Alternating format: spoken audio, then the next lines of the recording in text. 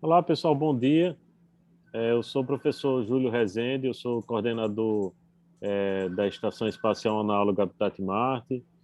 Também sou coordenador da Mars Society Brasil e também do Fórum Aeroespacial Norte Rio Grandense.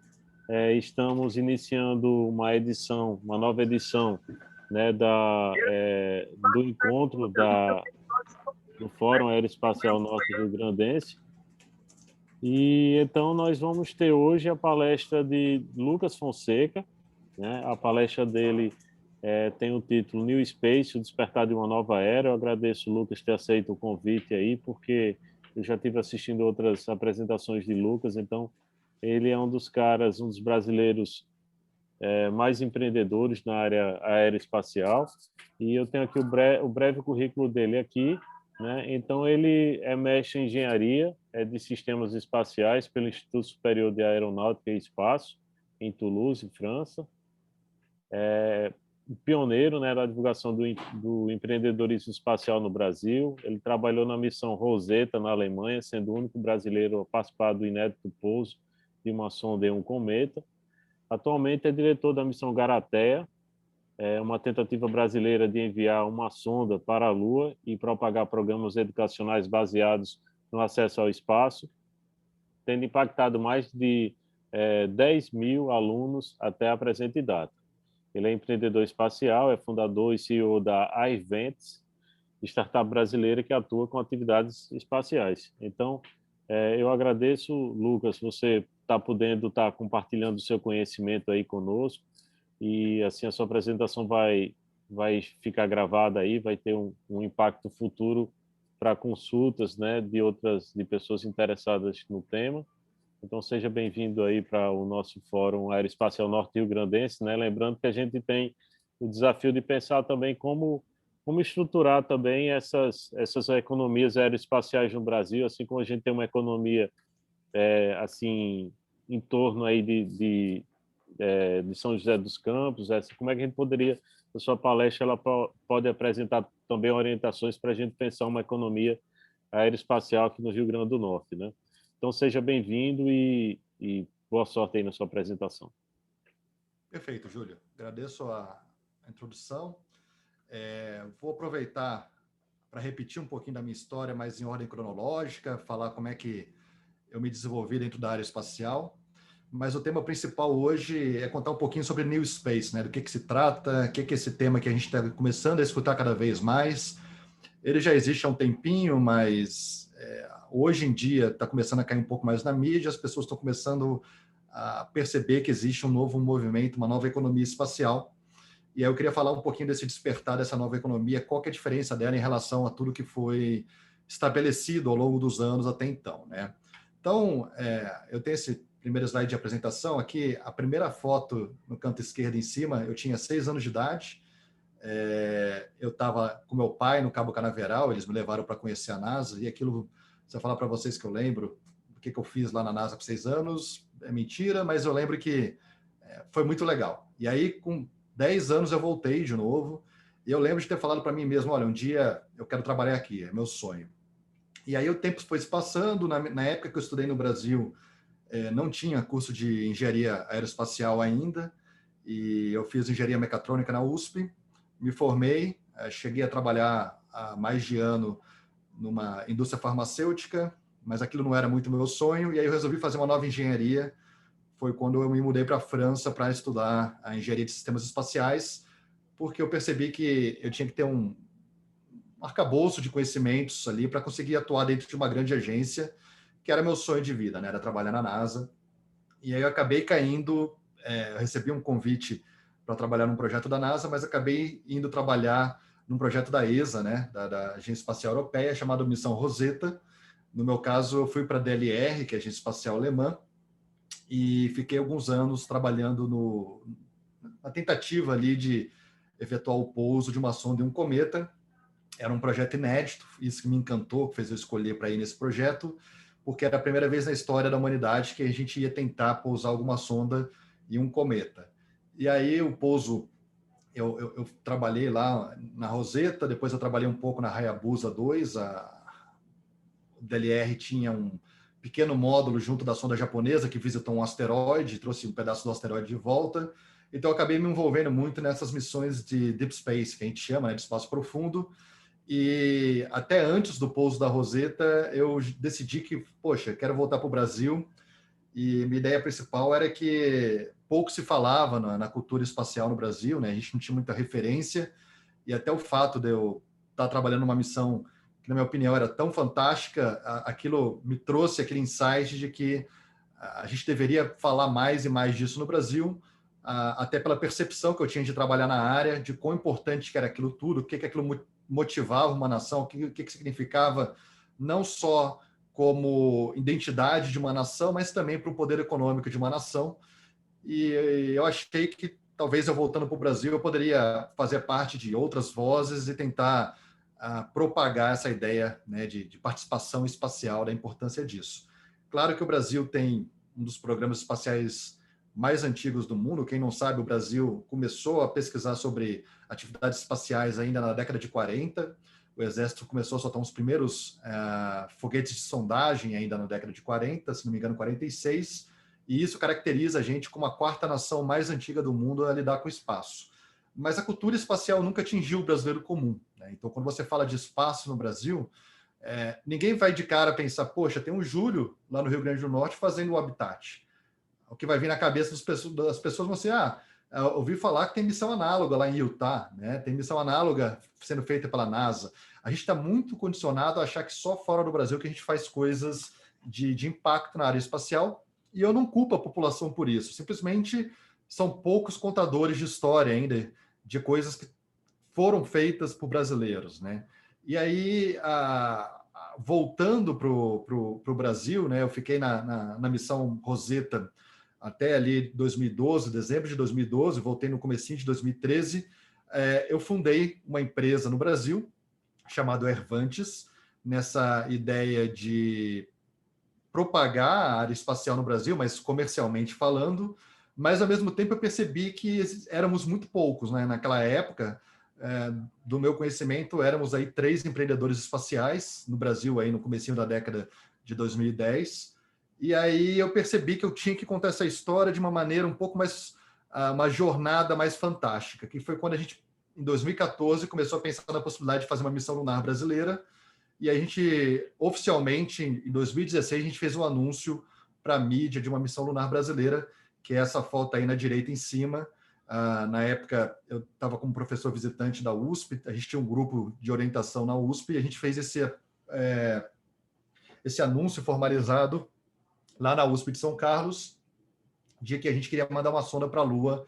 O prazo inicial era 2019, e por diversos fatores não foi exequível em 2019, mas a gente está se propondo para até 2023 fazer o lançamento da primeira carga científica da Garateia para a Lua. E aí foi interessante porque essa ideia de mandar uma coisa para a Lua gerou um buzz, gerou uma mídia muito interessante para a gente, e acabou abrindo as portas para a gente ser convidado para fazer outras coisas.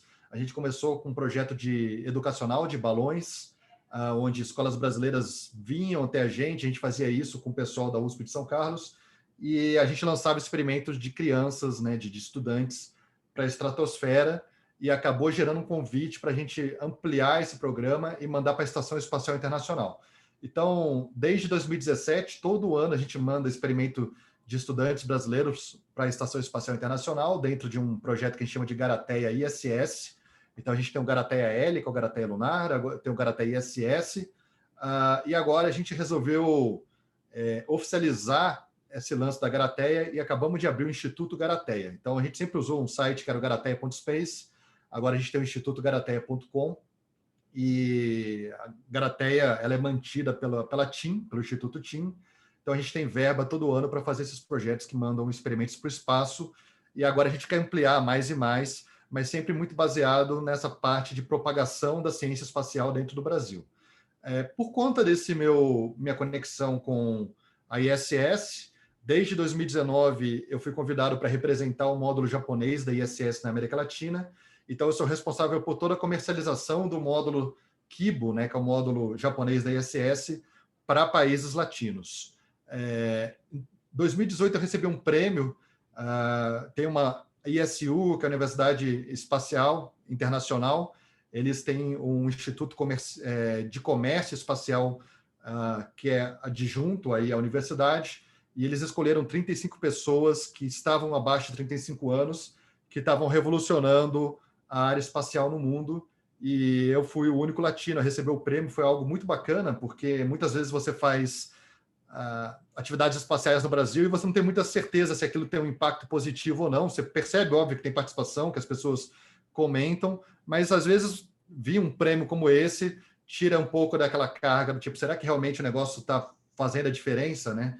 E aí eu acho que ter recebido como uma das 35 pessoas, na época ainda não tinha passado os 35, agora já passei, mas já não conseguiria concorrer mais, mas aquilo foi muito importante para eu entender que o trabalho estava sendo visto, reconhecido também por outros países, né? E a gente saiu na Forbes, nos Estados Unidos, teve várias coisas interessantes ao longo dessa jornada, e eu costumo dizer que, assim, financeiramente, a jornada da Grateia não me compensa, eu só perco dinheiro, na verdade, porque é um lance mais filantrópico que eu faço, mas em questão de reconhecimento, abriu muitas portas na minha vida, tanto quanto ter pousado uma sonda em um cometa, né? Então, são atividades complementares que me ajudaram a estabelecer o que eu sou hoje como empresário. E aí essa foto aqui, a última na direita, foi ano retrasado, sou eu e minha esposa na NASA, no Cabo Canaveral, o mesmo local que eu fui lá com 6 anos de idade, mas a diferença é que aqui eu não era mais um turista, eu estava ali porque eu estava acompanhando o lançamento de uma carga minha para a Estação Espacial Internacional. Óbvio que esse dia aqui foi alguns dias antes que eu fui lá, fui visitar, mostrar para minha esposa aquela experiência que eu tinha tido de criança, mas foi antecipado do dia de um lançamento de uma carga minha, e agora anualmente eu vou até o Cabo Canaveral ver lançamentos da SpaceX, porque eu envio coisas para o espaço, e isso é algo muito gratificante, né? Imaginar que eu tenho condição hoje em dia de mandar meus próprios experimentos para o espaço. Mas agora, pulando essa parte, indo mesmo para a parte do New Space, queria começar com uma parte mais lúdica aqui, mostrando um pouco dos fatos, né, do que o New Space representa. E aí, começando com a ideia da Lua primeiro, que é algo que eu estou muito conectado, existe uma economia chamada economia cislunar. Então, quando vocês ouvirem falar no termo cislunar, é uma economia que representa toda possibilidade econômica desde a Terra até a Lua, né? Então, não é necessariamente só no espaço onde está contido ali a Lua, mas todo o espaço contido entre Terra e Lua, a gente está chamando isso de economia cislunar.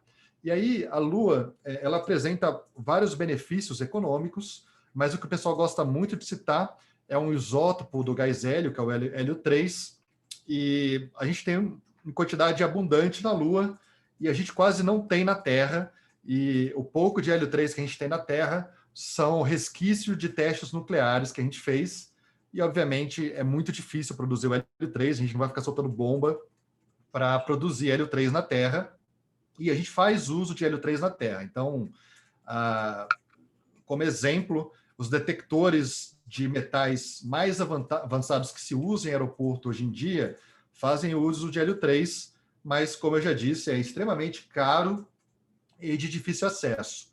E o que acontece? O hélio 3 ele é produzido em abundância no Sol, e os ventos solares trazem esse hélio 3 para o sistema solar todo.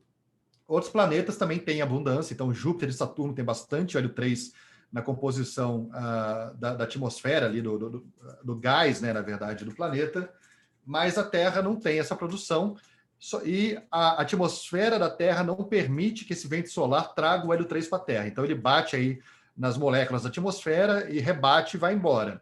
A Lua, por não ter atmosfera, ou ter 8 centímetros de atmosfera, uma coisa muito pequena, o hélio 3 não é rebatido, então ele fica na superfície lunar, e até por conta disso ele é reposto, né? Se a gente começar a minerar hélio 3, ele vai ser reposto ao longo do tempo.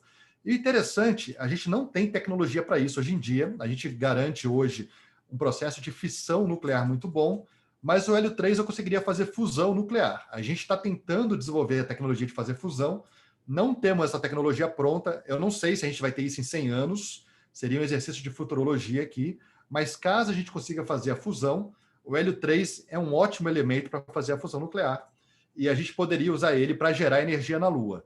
Então, só para comparar, hoje em dia, se eu pegar todo o hélio 3 que tem nesse momento da Lua e medir ele comparado com a quantidade de consumo energético anual que a gente tem no planeta Terra, eu teria 250 anos de energia disponível para o consumo atual no planeta Terra. E o mercado atual de energia no mundo gira em torno de $1 trilhão de ganhos, né, de empresas que produzem energia. Então, a gente está falando aí de uma foto, né, olhando para a Terra hoje em dia, de 250 trilhões de dólares de material disponível na Lua para ser minerado. E, de novo, claro, que a gente teria que garantir que a gente conseguiria fazer essa fusão nuclear, mas creio eu que isso vai ser feito em algum momento, e aí não só eu, pessoas aí de várias empresas e nações estão de olho no SLO3 para começar a minerar, sabendo que isso pode virar uma mina de ouro para a produção energética.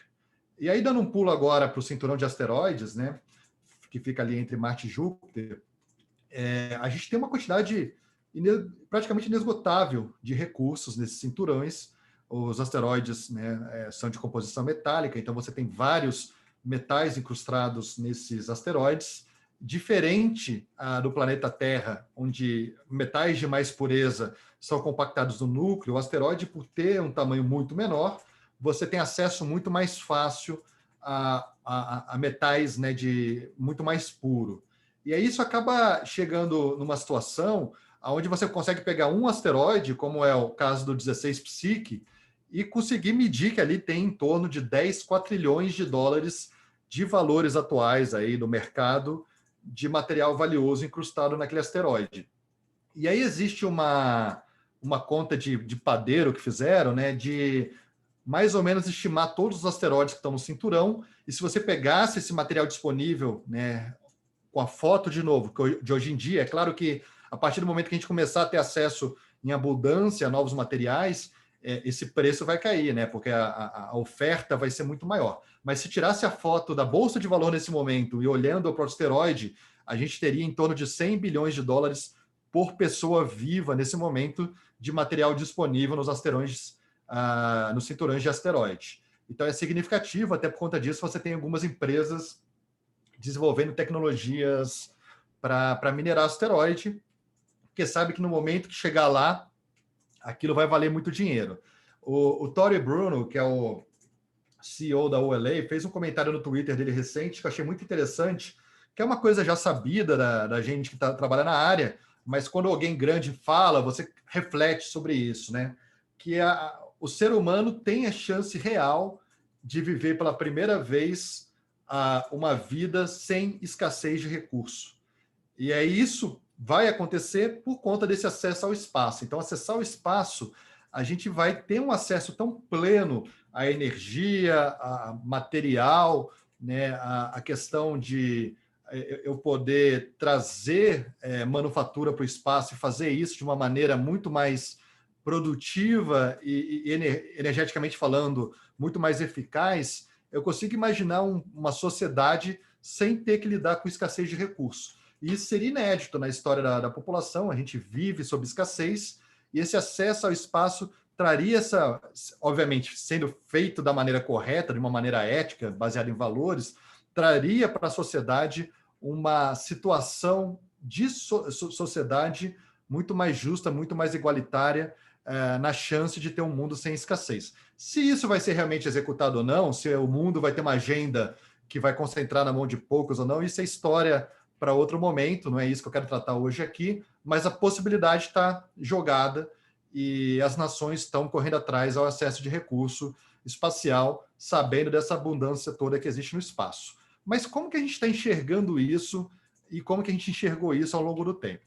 Então é importante falar para vocês que assim, a história espacial ela foi toda construída baseado numa corrida governamental. Então, os governos entendiam a importância do acesso ao espaço, e aí eles faziam encomendas tecnológicas para empresas. Então, empresas são participantes da economia espacial desde as missões Apollo. Antes da Apollo, já tinha empresa envolvida com o governo americano produzindo tecnologia para que as missões ocorressem.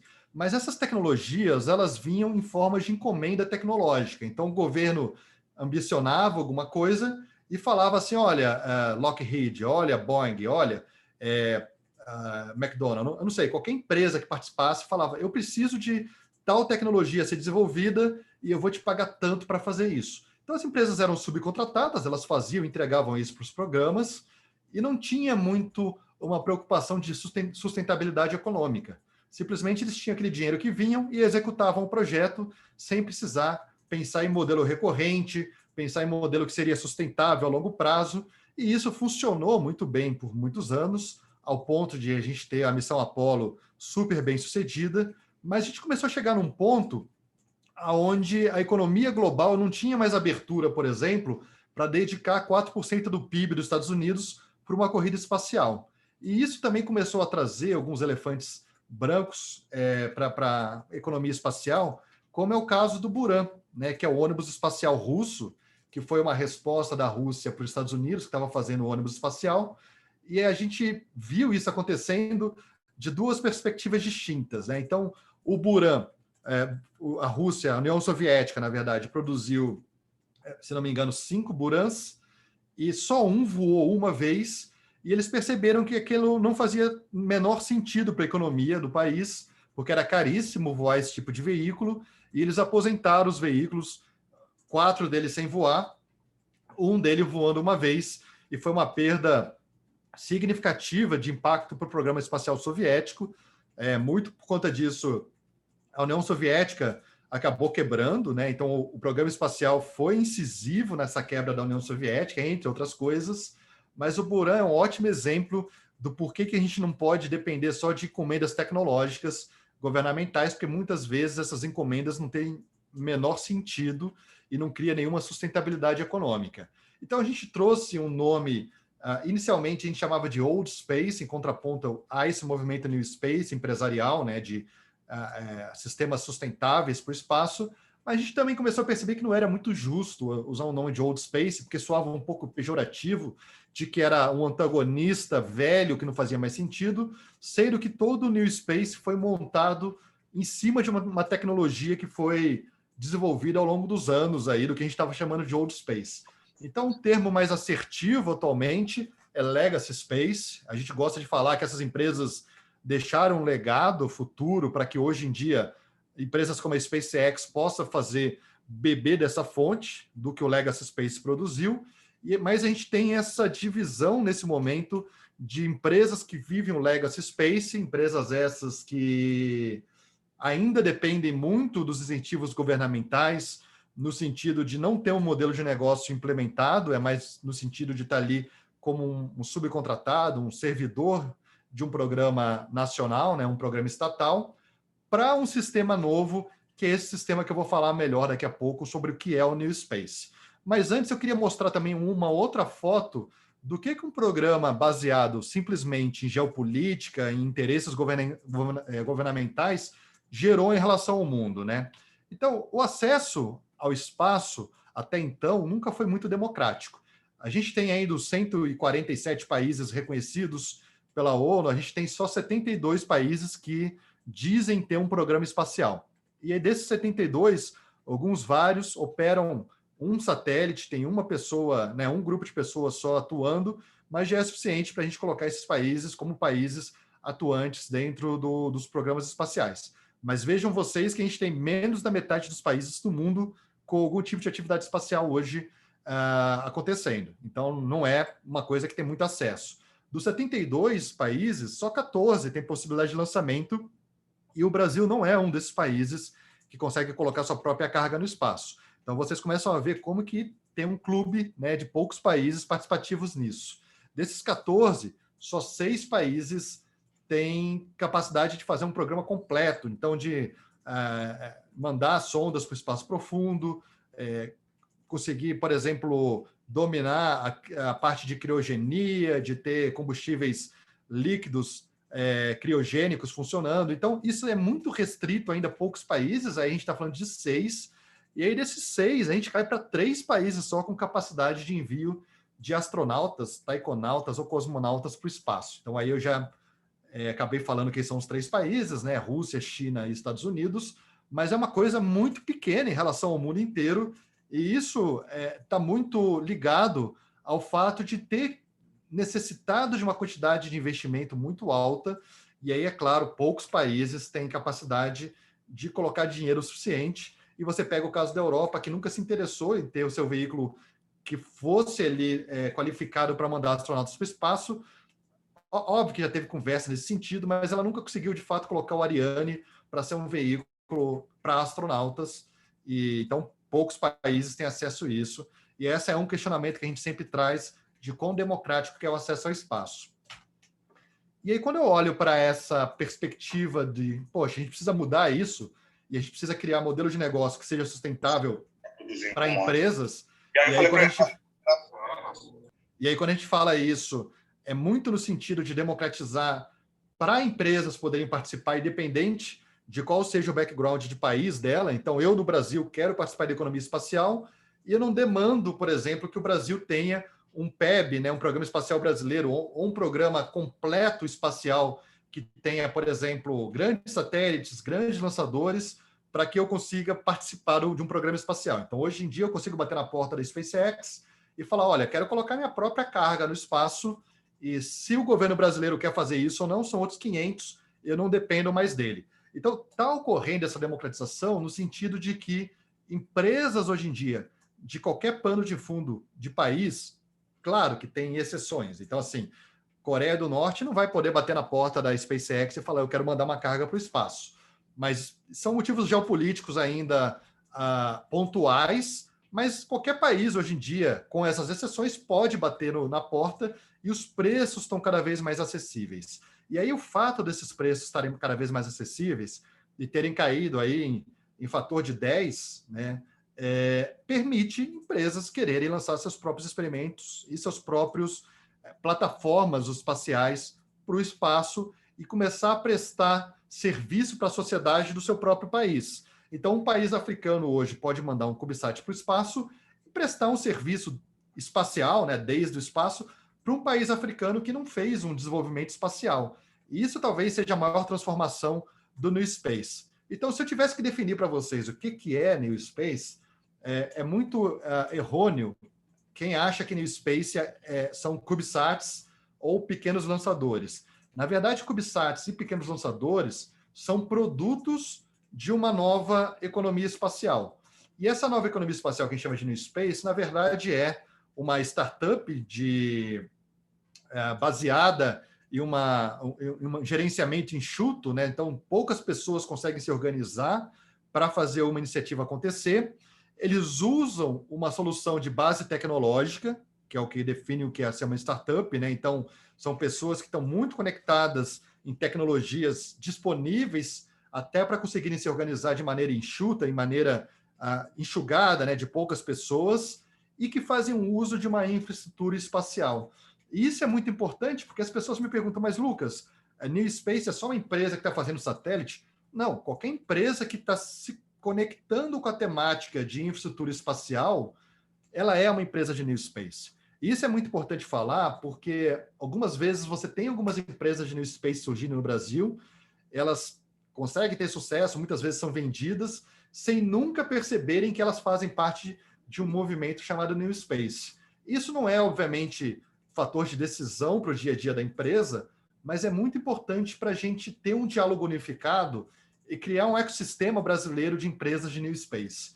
Então, empresas hoje em dia que mexem com imageamento terrestre, desde satélites, são empresas de New Space, e é importante a gente identificar elas e falar, olha, vocês fazem parte de um ecossistema brasileiro de New Space, e isso é muito bom, porque abre portas para novas iniciativas. Eu acho que esse meu próximo slide aqui é o mais importante da minha apresentação, porque eu mostro aqui algumas dessas possibilidades de empresas hoje em dia poderem atuar em diferentes ramos e elas serem aí parte dessa temática de New Space. Então, quando eu olho para dentro da atmosfera, eu não preciso nem sair da atmosfera para ter uma empresa atuante com New Space, né?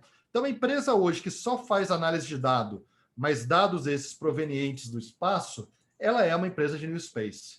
Se eu tenho, por exemplo, uma empresa situada em Alcântara, que vai organizar atividades comerciais de Alcântara, então ela está fazendo ali um papel de gerente, né, de uma área, de um território, que é um espaço-porto, ela é uma empresa de New Space. Se eu tenho uma empresa que vai instalar antenas para conectar com CubeSats, né, antenas UHF, ela é uma empresa de New Space. Se eu tenho uma empresa que está se propondo a fazer missões análogas, ou até, por exemplo, missões em ambientes virtuais, ela é uma empresa de New Space, porque ela está conectada com a área espacial, preparando futuros astronautas ou futuro usos da economia espacial. Então, eu não preciso nem sair da atmosfera para ser uma empresa de New Space, e tem muitas empresas hoje que são de New Space e não sabem que são ainda, né?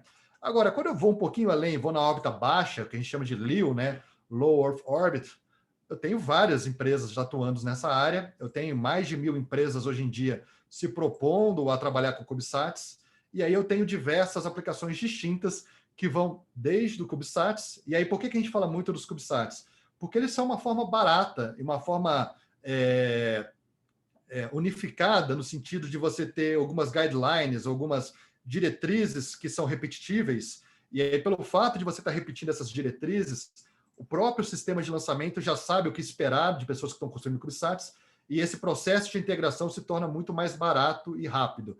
Então, o CubeSat está ficando um sistema quase que padrão para pessoas que querem ter acesso ao espaço, e até por conta disso, muitas vezes se confunde o nome New Space com CubeSat, mas, de novo, né, o produto espacial não é o New Space. O New Space é esse lance da economia espacial através de uso sustentável por startups. Então, eu posso mandar um satélite geoestacionário de 10 toneladas, se ele se mostrar com um modelo de negócio sustentável e que consegue entregar para a sociedade algo recorrente, que consegue crescer, ela é New Space também. Então, eu consigo ter coisas muito baseadas na economia já estabelecida, da economia espacial, com satélites geoestacionários, mas dentro de uma ótica New Space. Acontece que é muito difícil ainda de eu provar um satélite geoestacionário sustentável só pela iniciativa privada, e até por conta disso, um sistema satelital de CubeSats faz muito mais sentido para uma economia New Space. E aí, dentro dessas possibilidades todas, hoje em dia a gente está falando de serviço de órbita. Então, você tem startups que estão desenvolvendo hardware para se conectar com outros satélites e abastecer o satélite para dar sobrevida e ele conseguir ficar mais tempo fazendo correção de órbita. Você tem startups preparando sistema de redes para coletar detritos espaciais. Você tem startups criando sistemas robóticos para fazer manutenção de satélites. Tudo isso cabe dentro dessa categoria de serviços em órbita. Tem várias pessoas pensando nisso hoje em dia, até para conseguir mitigar riscos, aumentar a vida útil de satélite. Tem várias coisas aqui em jogo. Tem um ambiente de microgravidade, que é um ambiente que a minha empresa hoje é o principal carro-chefe dela, onde a gente faz experimentos científicos nesse ambiente de queda livre, né, um ambiente de órbita, onde os corpos todos estão caindo em direção à Terra, mas a partir do momento que eles têm aquela velocidade tangencial muito grande em direção, né, ao horizonte terrestre, o corpo acaba ficando em órbita, e esse sentimento de estar sempre em queda, que é o sentimento de microgravidade que a gente chama, permite estudar muitas coisas que vão desde novos materiais até o desenvolvimento de novos fármacos para a indústria farmacêutica. Só um exemplo rápido aqui, o Tamiflu, que combateu aí o H1N1, foi desenvolvido na Estação Espacial Internacional, parte dele, né? Uma proteína do Tamiflu foi desenvolvida na Estação Espacial. Você tem, por exemplo, Prolia, que é um remédio contra osteoporose, foi produzido na Estação Espacial Internacional. Você tem um dos principais remédios contra o câncer atual, foi desenvolvido na Estação Espacial. Então, você tem a indústria farmacêutica fazendo bom uso hoje já da microgravidade, e tem algumas das empresas que voam com muita rotineiramente, como é o caso da Merck. A Merck todo ano voa experimento para a Estação Espacial. Tem toda a parte de lançamento e turismo espacial. Inclusive, hoje, a gente está comemorando 20 anos que o Tito, foi o primeiro turista espacial, foi ao espaço. Então, é uma data significativa aqui. Hoje, a gente tem duas coisas interessantes acontecendo. Tem a comemoração dos 20 anos do primeiro turista espacial, e a gente vai ter um anúncio hoje das primeiras empresas que se qualificaram para lançar de Alcântara. Está todo mundo hoje muito curioso para saber o que vai vir daí. Não sabemos ainda, temos só burburinho de bastidor, então está todo mundo na expectativa de ver o que vai acontecer. Mas o turismo espacial e a parte de lançamento também é algo significativo hoje dentro das startups espaciais que fazem parte do New Space. Né? Então, você tem a Virgin Galactic, a própria Blue Origin, o Jeff Bezos, ou a SpaceX também se propondo a fazer turismo. Tudo cai dentro dessa economia de New Space, porque são pessoas tentando vender um modelo recorrente e sustentável. Né? E aí tem a parte de constelação de satélites. Hoje em dia a gente está falando muito de imageamento terrestre e internet das coisas, né? Então, ter comunicação para se conectar com IoTs na Terra, internet das coisas. Então, são duas constelações que estão muito em voga aí para o New Space: imageamento, né? Satélites de SAR, né? Radar de abertura sintética, para conseguir ver ambientes bons para mineração, manchas de petróleo em oceano. Então, tem várias coisas que a gente vem fazendo aí, tentando cada vez miniaturizar cada vez mais para caber em CubeSats, em tamanhos cada vez menores, para se tornar mais sustentável economicamente falando.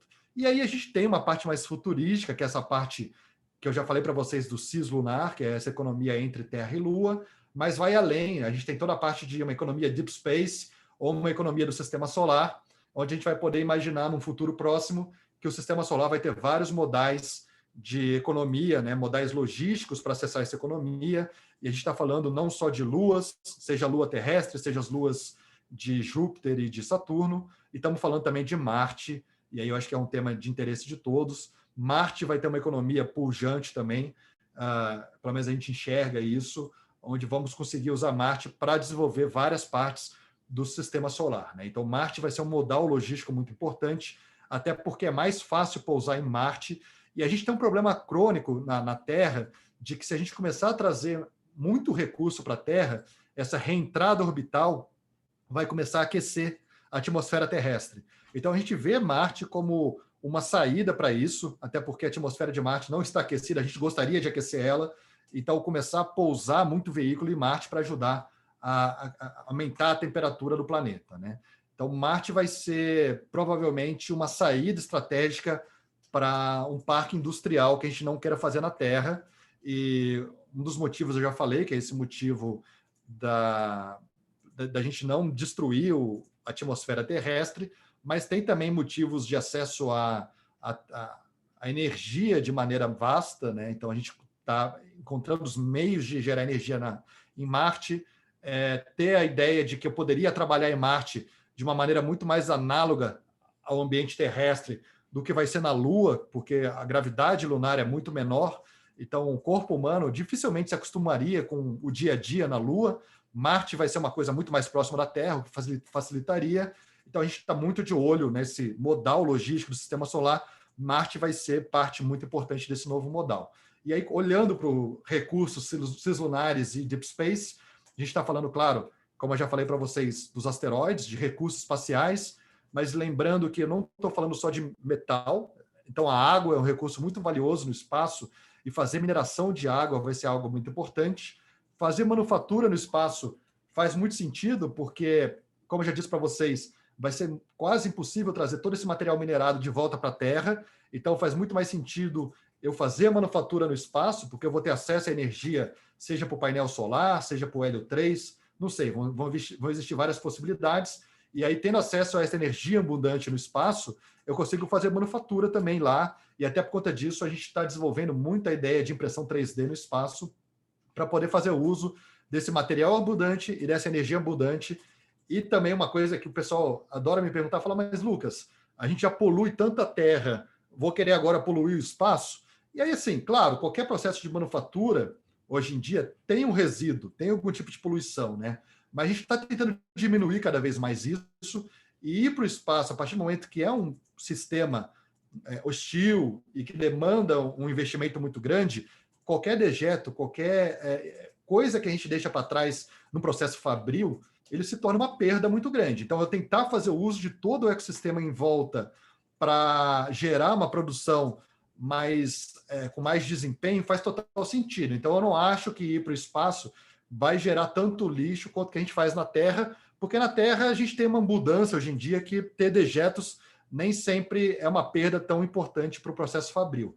Mas para o espaço, além de você ter que se preocupar muito nessa questão de desempenho, de conseguir fazer uso do recurso no mais alto nível possível, também tem o caso de que, se tudo desse errado e a gente tivesse algo catastrófico acontecendo, por exemplo, perto de um asteroide, pelo menos é um sistema inóspito, não é um sistema onde tem vida, muito diferente de minerar, por exemplo, Brumadinho e Mariana, e ter aquele problema onde você detona todo um ecossistema. Então, na pior das hipóteses, mesmo que a gente faça tudo de errado no espaço, eu ainda advogo da gente tirar as manufaturas terrestres e levar para ambiente inóspito, no sentido de que a Terra é muito única e a gente deveria lidar com a Terra como um santuário único, que a gente não vai encontrar um outro planeta. Então, por mais que Marte um dia se torne habitável, Marte nunca vai ser o que a Terra é, o que a Terra representa para a gente, até porque são milhões de anos de evolução e uma evolução criada num planeta, né? Então a gente é condicionado para viver no planeta Terra. Então qualquer outro planeta que a gente encontre, até se a gente um dia levar a população inteira para um exoplaneta que é muito parecido com a Terra, ele não vai ser o planeta Terra. Então o planeta Terra com certeza é a melhor coisa que a gente tem, porque a evolução foi feita em cima do planeta Terra, e aí nessa perspectiva, é até uma perspectiva muito usada pelo Jeff Bezos, de que a gente deveria olhar para o planeta Terra como um santuário único e deveríamos tirar tudo que é de impacto e nocivo para o ambiente para fora, para o espaço, e fazer isso longe do planeta Terra. Então eu gosto muito dessa visão e eu costumo defender quando as pessoas me perguntam dessa ideia, mas vai poluir o sistema de cinturões de asteroides? Possivelmente um pouco vai, mas é isso que eu estou defendendo para vocês, de que poluir lá é bem menos nocivo do que poluir o planeta Terra. E aí, mesmo que seja uma poluição lá, ainda vai ser reduzida, porque tem que ser muito performático, tem que ter um desempenho muito bom para levar coisas para o espaço, né? Tem uma ideia de colonização espacial, isso vai gerar uma economia muito grande. Então, você imaginar que pessoas vão estar vivendo tanto na Lua quanto em Marte ou outras luas, né? Você vai depender todo o sistema de cadeia logística que você tem na Terra hoje em dia, de produção de alimento, produção de fármacos, produção de material para o dia a dia, isso vai ter que ser feito lá de alguma forma, ou se não for feito lá de alguma forma, vai ter que ter transporte entre planetas, e essa economia uma hora vai ter que virar. Então, essa economia de modais logísticos vai ter que ser muito bem estabelecido, e aí você vai começar a ver esses serviços interplanetários que a gente chama, que é essa locomoção, né, de logística entre pontos de interesse no sistema solar, no primeiro momento, e quem sabe daqui a alguns 1000 anos, entre sistemas solares, né? Mas nesse momento o que a gente visualiza é Lua, talvez agora ainda 2020, década de 2020, Marte, década de 2030, 2040, e sistema solar amplamente década aí de 2050. Provavelmente todos nós estaremos vivos ainda para contemplar parte disso acontecendo. Eu costumo dizer que, da mesma forma que as pessoas na década de 60 foram muito felizardas de poder acompanhar ali a missão Apollo, que foi algo incrível para a humanidade, a gente está vivendo um momento muito único também da corrida espacial, agora com a Artemis e tudo que está por vir, e estamos muito privilegiados de poder acompanhar esse novo momento da economia espacial, agora nesse âmbito muito mais privado, muito mais sustentável e democrático do que foi a corrida governamental, aquela corrida espacial entre os países na década de 60, 70. E aí uma das coisas que eu advogo muito é que eu, Lucas, tive que passar por um caminho muito penoso, vamos assim dizer, de ter que ter uma formação na área espacial, ter que ter trabalhado numa agência espacial para poder estar hoje em dia falando para as pessoas quão interessante que é isso. Então, existe ainda uma resistência, né, uma impedância muito grande da temática espacial para empreendedores comuns. As pessoas acham que essa área espacial é focada muito para quem já trabalha, para os space nerds, os geeks, né, espaciais, quem é da NASA, ou no Brasil, quem trabalha com o INPE, com a Agência Espacial Brasileira, e que isso não deveria ser aberto para a comunidade como um todo. E eu acho isso uma besteira muito grande. Eu acho que, assim, primeiro que o Brasil hoje tem 6 universidades formando engenheiros aeroespaciais. E muitos desses engenheiros aeroespaciais se formam e não conseguem trabalhar na área ligada ao espaço. Muitos vão para a área aeronáutica, ou muitos nem para a área aeroespacial vai direto para banco, para consultoria, porque a área não representa muito no Brasil ainda. E isso muito acontece porque a gente tem dificuldade de criar novas empresas no Brasil nessa área espacial, e isso é uma dificuldade compartilhada com todos os países. Agora que a Europa e Estados Unidos estão conseguindo criar um ecossistema sustentável de empresas ligadas ao New Space, e aí outros países como Austrália, Nova Zelândia, Finlândia, Escócia, Portugal, estão acordando para a necessidade de fazer parte disso, e eu falo muito a favor de que o Brasil tem que acordar para isso também, porque a hora é essa agora dos empresários se reunirem e falar, olha, existe aqui um sistema econômico que está sendo gerado, que vai ser um sistema que eu não consigo nem mensurar qual que vai ser o tamanho dessa economia agora para os próximos anos, e se o Brasil não acordar agora, ele vai continuar sendo o mesmo telespectador que sempre foi em relação a pesquisas espaciais. A gente vai continuar, toda vez que fala espaço, correlacionar na hora já com NASA. E eu não acho que é esse que deveria ser o caminho. Eu acho que a gente deveria falar em espaço e deveria falar, poxa, tem uma startup brasileira que está fazendo coisas muito bacanas junto ao espaço. E a gente deveria viver isso o mais rápido possível, até para não perder esse bonde, porque eu acho que esse bonde vai passar só uma vez e o país que não entrar agora provavelmente vai ficar atrasado em relação a essa economia futura, porque diferente da programação, das dot-coms, né, de empresas digitais, fazer tecnologia espacial, você não consegue fazer isso em pouco tempo. Não é o lance de hoje, por exemplo, que saiu uma linguagem de programação nova para uma plataforma, por exemplo, de aplicação web, e aí a gente tem acesso fácil a isso, aí o programador brasileiro consegue aprender isso muito rápido e logo já está em poder de equiparação com outros países. A área espacial demanda um tempo de aprendizado, demanda um tempo de produção tecnológica, e aí se a gente quiser competir com outros países, os países estão mais ou menos em pé de igualdade.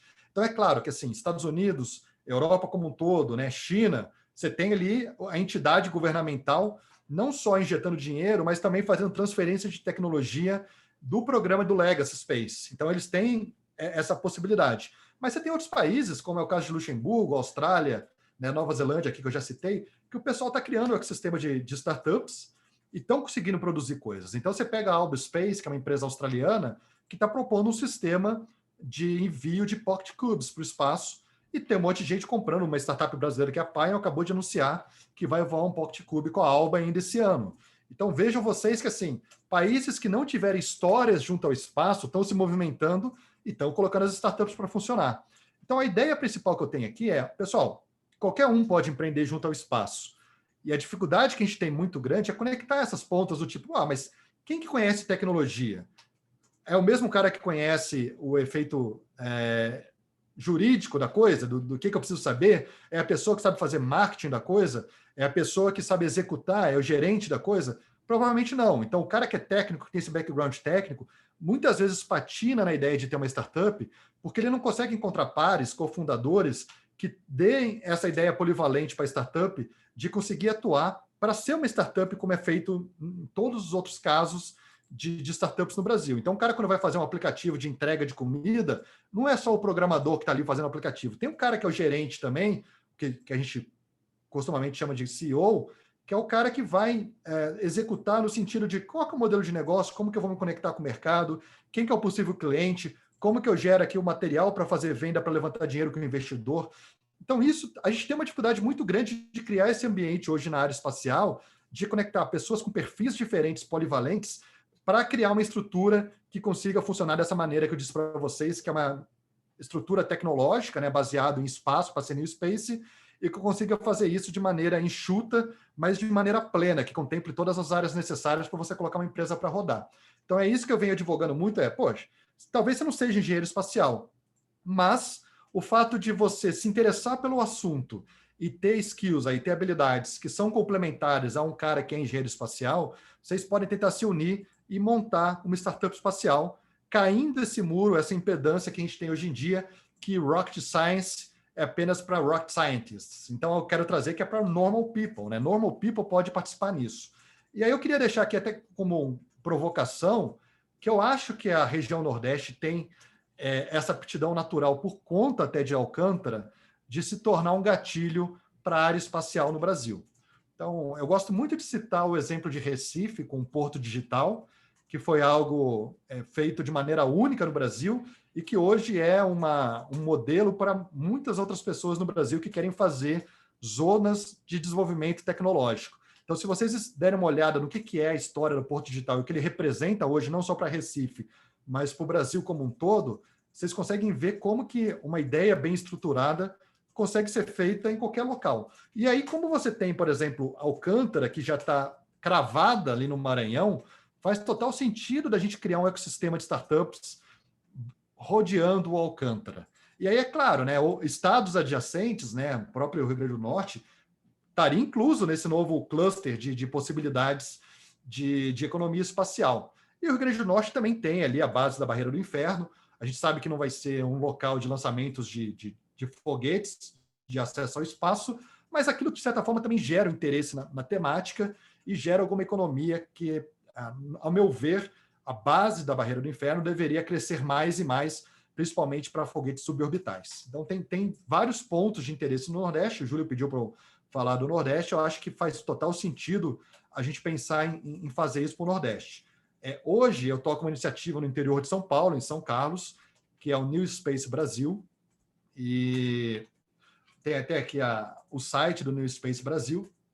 E aí, a minha ideia principal eu acabei não citando isso para vocês, a área espacial, a gente divide ela, vou até voltar aqui para esse slide aqui, a gente divide essas aplicações em dois ramos, upstream e downstream. Qual que é a diferença dos dois ramos? Upstream é tudo que eu tenho que mandar para o espaço para fazer essa economia, essa arquitetura toda espacial acontecer.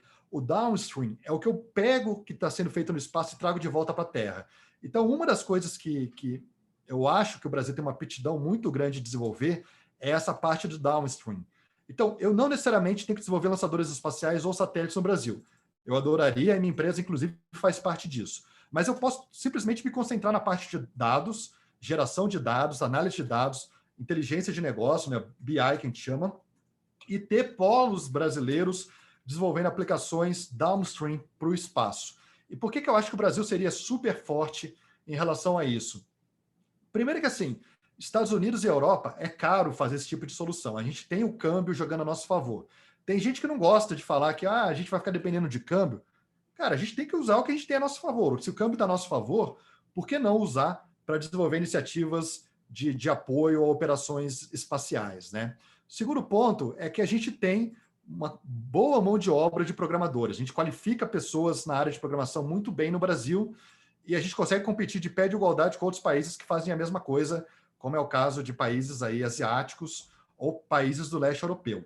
E por último, eu acho que a gente tem uma questão de fuso horário, que faz total sentido com os Estados Unidos, mas também uma questão cultural com os Estados Unidos, que é o principal mercado, e a gente pode se conectar com o mercado americano de uma maneira muito mais próxima do que o mercado asiático, por exemplo. Então, ter esse sistema de downstream no Brasil faz total sentido, e eu busquei uma cidade no Brasil que tivesse uma oferta de pessoas com boa carga de programação, de aprendizado de programação, e encontrei São Carlos como uma cidade boa para isso. Eu pesquisei várias cidades, e São Carlos tem 3 universidades públicas, né? Então, você tem a USP, você tem a UFSCar, que é uma universidade federal, e você tem o IFISC, que é um instituto federal, e as 3 são campos de cunho tecnológico ali, com ciência da computação.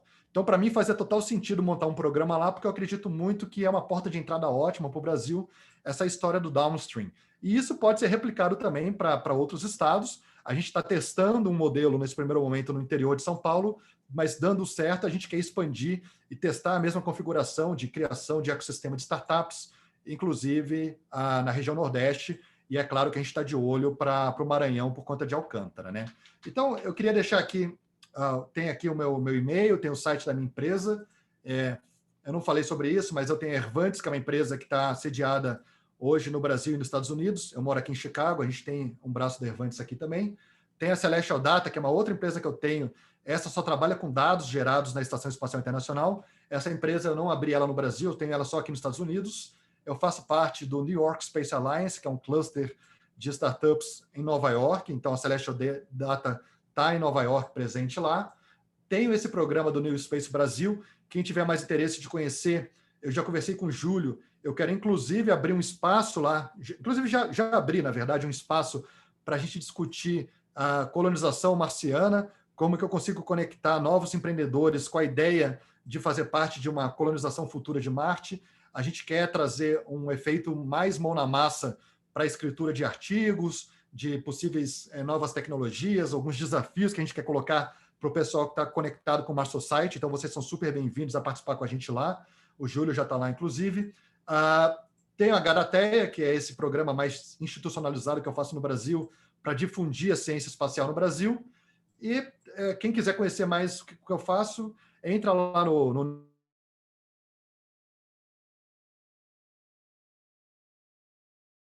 Vou deixar aqui agora para a parte de perguntas e respostas, não sei quanto tempo que a gente tem, deixa aí para a gestão do Júlio, para a gente fazer essa parte, mas estou aqui disponível para a gente falar o que vocês quiserem sobre economia espacial ou qualquer outro assunto ligado ao tema.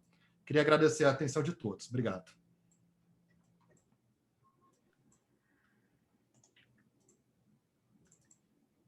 Olá, Lucas, excelente aí sua apresentação aí. E eu vou passar a palavra para o pessoal aqui. Eu já assisti, eu acho que é a segunda vez que eu estou vendo a sua exposição. Eu escutei comentários de pessoas que estão em vários grupos que a gente coordena, e o pessoal considerando sua palestra muito instrutiva, né? Assim, porque traz esse mapeamento, né? Um mapeamento bastante completo da área espacial, então isso é bastante didático para o pessoal ver oportunidades de atuação, né? Visualizar campos, possíveis áreas para imaginar negócios, né? Então, sua palestra é muito útil, porque a gente vai ficar com isso disponível também, gravado também, outras pessoas vão assistir. Então, eu realmente agradeço bastante, assim, mais nesse sentido voluntário, né, de você estar podendo estar colaborando aí para o desenvolvimento, né, dessa economia a partir da sua palestra. Eu vou deixar aberto aqui para o pessoal, quem quiser estar realizando as apresentações não, a questão do alguma pergunta. Tem uma pergunta aqui do Eduardo Oliveira, no chat, ele está dizendo, muito bom saber que existe essa força desse movimento no Brasil.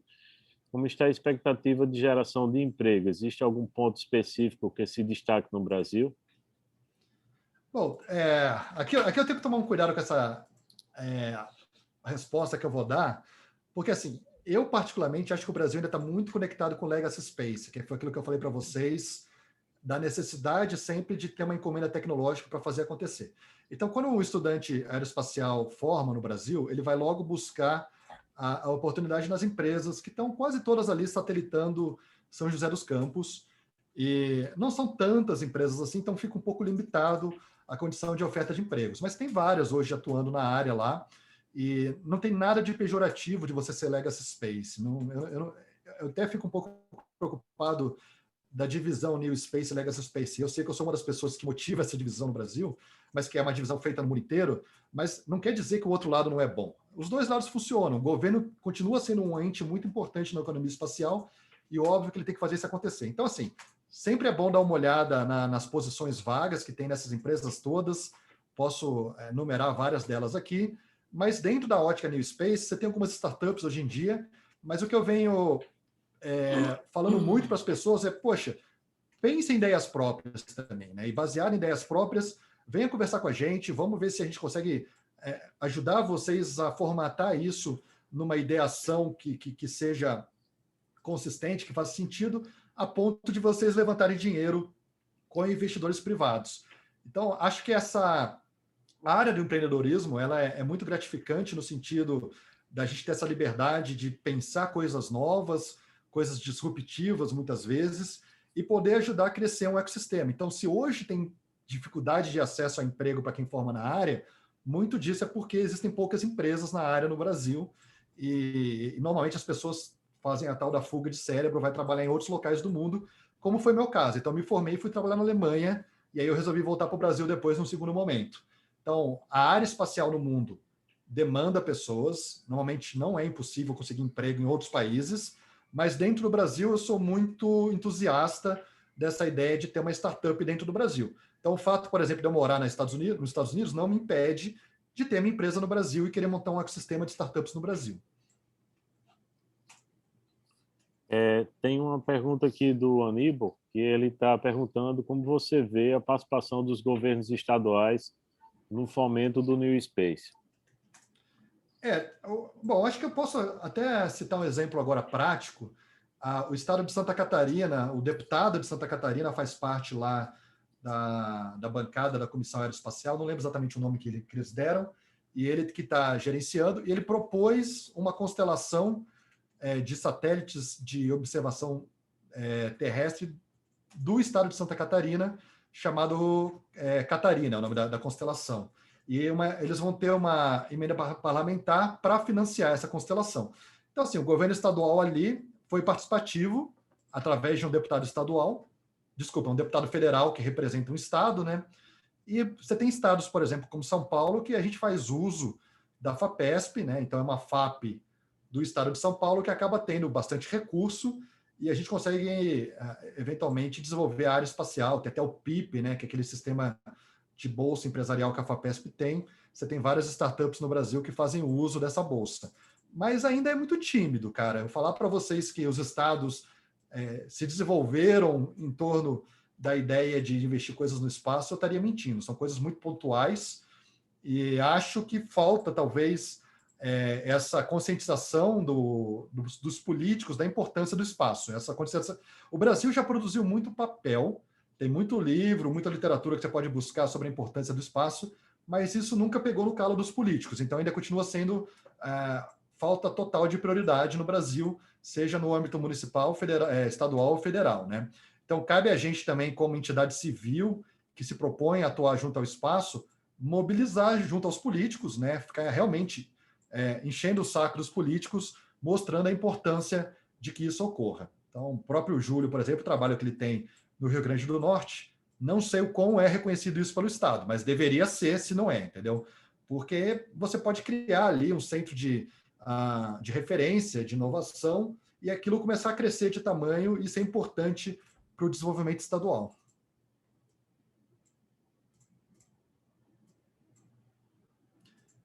Nós fizemos uma proposição para a Secretaria de Desenvolvimento Econômico, ela liderar um programa aeroespacial norte rio-grandense, né?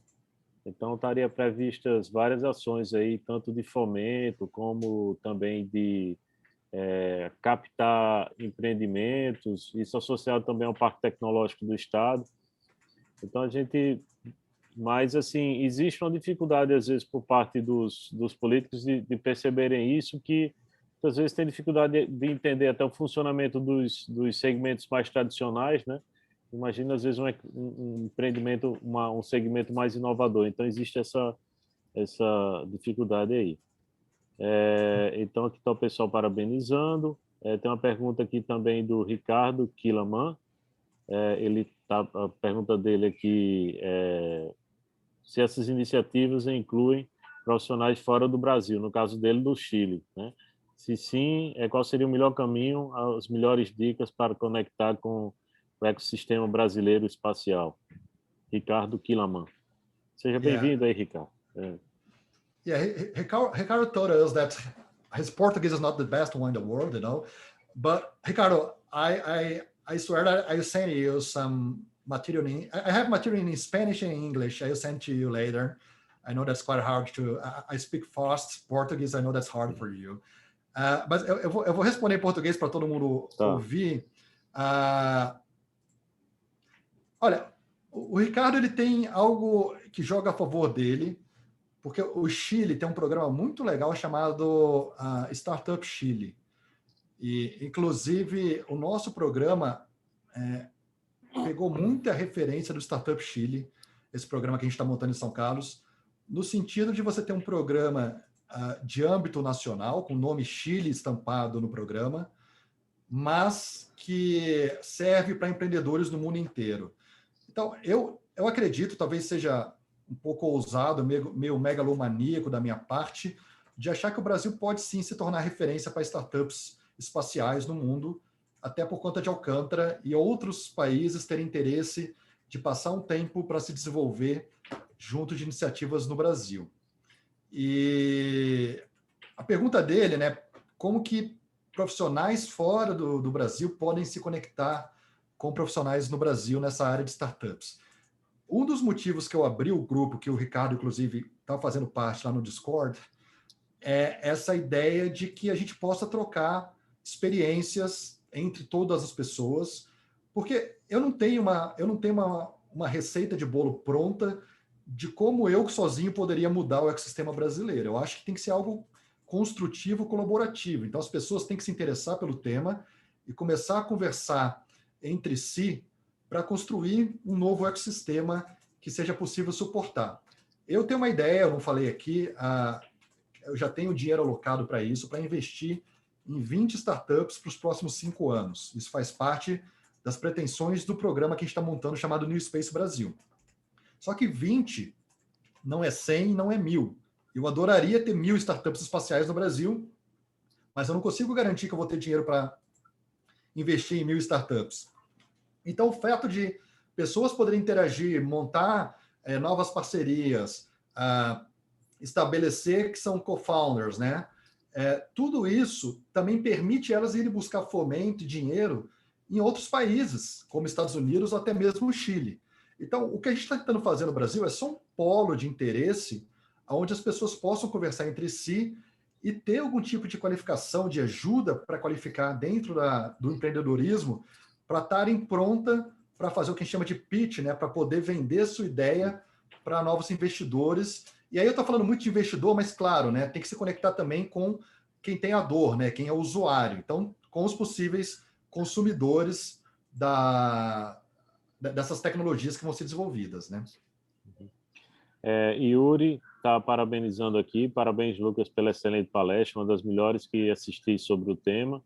Existe algum grupo que divulga os principais desafios para as mais diversas aplicações da área espacial? No Brasil, que eu conheça, não. E é isso que a gente está tentando fazer lá no New Space Brasil. Fazer um local... Porque a gente pensou muito qual que era a melhor plataforma. Se seria um grupo de Telegram, um grupo de WhatsApp. E aí a gente já conhece vários grupos, né? Pô, o próprio Habitat tem um grupo, né? O Júlio até colocou aqui. Você tem no Telegram, você tem o grupo dos empresários espaciais, no WhatsApp também. Mas uma dificuldade que a gente vê bastante nessas plataformas de troca de mensagem é a dificuldade que a gente tem de estabelecer atividades práticas. Então, é muito bom no caráter informativo, de trazer informação, de novos desafios, mas na hora de juntar a comunidade para elas colocarem a mão na massa, a gente percebeu que fica um pouco a desejar essas plataformas de que você só consegue trocar mensagem, né? E a gente acabou indo para o Discord, que é uma plataforma que ela é amplamente aceita pela comunidade de gamers e pela comunidade de criptomoedas, por exemplo, o pessoal só usa Discord, mas na área de empreendedorismo é pouco e a área espacial menos ainda. Então foi um risco que a gente assumiu, porque a gente sabe que o Discord permite, por exemplo, colocar calendário de atividades, colocar arquivos estruturados, segmentado em áreas de interesse, streamar vídeo. São várias coisas que a gente falou, pô, se a gente conseguir juntar tudo isso, talvez a gente consiga começar a indicar desafios e que o local ali seja muito benéfico para que os desafios sejam costurados e cumpridos pela sociedade.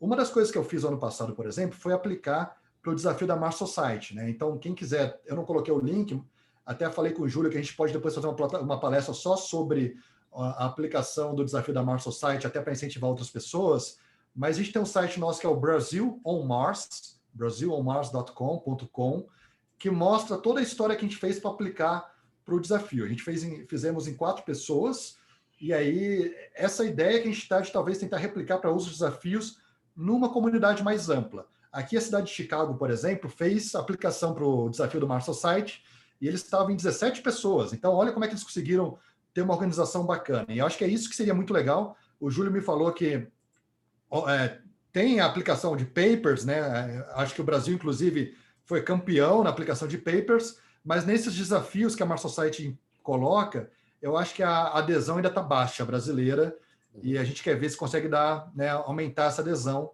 para os próximos desafios, que seria algo muito bacana. Então, a gente não, respondendo pragmaticamente, a gente não tem ainda um local hoje em dia que tem essa divulgação muito bem feita de todos os desafios possíveis da área espacial, mas a gente está se propondo a fazer isso no nosso canal de Discord. Outra dica também é que no Twitter é possível a pessoa seguir vários perfis interessantes, né, de empreendedores, de empresas que estão atuando na área. Então, a presença no Twitter é interessante, que ao longo do tempo você vai filtrando, né, aqueles geradores de conteúdo. Às vezes você pode colocar alertas, você ter acesso ao conteúdo de primeira mão, quer dizer, ele está divulgando ali naquele mesmo minuto, você está sendo informado de uma convocatória, de alguma oportunidade que possa ter aí. Tem um comentário aqui do Eduardo. O Eduardo ele mora aí perto de São José dos Campos, e ele disse que lá existe a incubadora do Parque Tecnológico, né? Que ele trabalhou em uma delas, na área de aviônica, né? Ele compartilhou o endereço aí, do endereço eletrônico, né? E tem várias startups, assim, realmente em São José dos Campos, né? E tem, inclusive, o Brazilian Aerospace Cluster, né? Tem a IAB, que é a Associação Brasileira, né, da Indústria Aeroespacial. Então, realmente, São José dos Campos é como se fosse, digamos assim, talvez o hotspot, né, no Brasil, né, na área Isso. espacial, né? Eles têm três incubadoras, né? Então, você tem Incubaero, que é ligado ao ITA, que fica ali na frente do ITA. Você tem a incubadora do Parque Tecnológico. Tem, além da incubadora, você tem também depois o próprio Parque Tecnológico, onde você, depois que foi incubado, pode continuar lá. E tem o Parque da Univap também, que tem uma incubadora. E é óbvio que, como a cidade tem essa aptidão natural à área aeroespacial, tem muitas startups conectadas ali. Mas acho que assim as iniciativas que têm que ser feitas no Brasil, todas são complementares a essa história já contada de São José dos Campos, né? Então, São José dos Campos é hoje a maior referência no Brasil, mas você tem outras regiões tentando se desenvolver na área. Você tem Santa Catarina, você tem aí o Nordeste com o Maranhão, como o próprio Júlio falou, o Rio Grande do Norte, né? E a gente também quer levar essa iniciativa para o interior de São Paulo para ter alternativas a esse polo já estabelecido em São José dos Campos. O interessante de distribuir mais, né? Você cresce a quantidade de pessoas que estão ali com a percepção desse tipo de atividade acontecendo no Brasil, não fica um negócio restrito a São José dos Campos, e muitas vezes também você sai um pouco de talvez, vamos dizer, um ciclo vicioso do que foi um polo estabelecido em São José dos Campos, dentro de uma cabeça muito baseada no Legacy Space. De novo, isso não é uma problemática, é só uma questão de ter atividades complementares a algo que já vem sendo feito há mais tempo.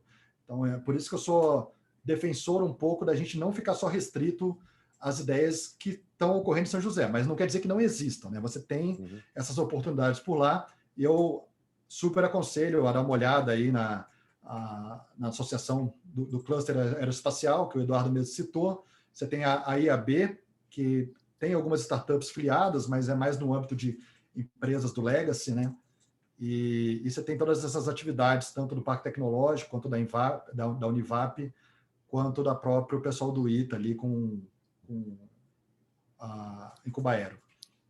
Lucas, eu vou para a última pergunta aqui, por conta do nosso horário aí, que o Aníbal Bentes, gostaria de saber assim, sobre a sua avaliação da participação da Embraer nessa economia do New Space. Assim, como é que você vê o papel da Embraer no sistema? Eu acho que o carro-chefe da Embraer aí é a Visiona, né? Porque a Visiona, metade mais um dela é da Embraer, a outra metade menos um é da Telebrás. Agora eu fiquei na dúvida quem tem um mais um, menos um, mas eu acho que a Embraer tem uns 51%. E a jogada da Embraer junto ao espaço foi criar uma empresa que seria a principal integradora brasileira, o Major Contractor. Então, o governo usaria a Visiona para subcontratar outras empresas ou a própria estrutura da Visiona para entregar soluções para o mercado brasileiro. Eles entregaram o SGD-C1, né, o Geoestacionário 1, tinham a ideia de entregar o segundo, até agora não saiu, mas eles estão comercializando imagens satelitais e agora vão colocar o VCube, né, que é o satélite CubeSat deles, de imageamento agora, talvez, para os próximos semestres aí. Então, essa é a principal atividade da Embraer na área espacial. Quando você vai conversar com a Embraer sobre espaço, normalmente eles te indicam e falar direto com a Visiona. Então, acho que é tudo concentrado na Visiona. Excelente. Então, eu acho que com essa última apresentação, essa última pergunta, a gente pode ir encerrando, Lucas, esse momento. E a gente conta com você para outras oportunidades aí. Foi muito didático, eu aprendi muita coisa, acredito que todo mundo aprendeu muita coisa. E então, deixa o espaço aberto aí para as suas últimas considerações aí. Bom, quem quiser me procurar nas mídias sociais, meu Twitter lá é o Lucas_M_Fonseca. É o Lucas Fonseca, mas tem um M no meio, com 2 underscore, na verdade. E acessem o site newspacebrasil.com se puderem. Gostaria muito que o pessoal do Marshall Site começasse a interagir lá também. Seria muito bom para a gente tentar até colocar alguns desafios. Né? Eu tenho uns desafios na cabeça aí que eu queria fazer essa provocação para vocês, né? Queria participar com vocês, da gente brincar com algumas coisas de impressão 3D e tal, acho que seria muito legal. E o site da Garateia agora é o institutogarateia.com, quem quiser dar uma olhada também nessa parte mais institucional que eu trabalho no Brasil, o institutogarateia.com. Também estamos presentes no Instagram e Facebook, só colocar Garateia lá que vocês acham. Valeu, Lucas. Muito obrigado, pessoal, pela participação de vocês. e a gente se encontra, tá? E esse vídeo vai estar disponível depois no YouTube, no canal do Habitat Market, né? O youtube.com/habitatmarket, para que seja consultado aí, tenha essa apresentação de Lucas como referência, tá bom? Obrigado, Júlio. Até mais. Um abraço, pessoal. Tudo de bom. Obrigado.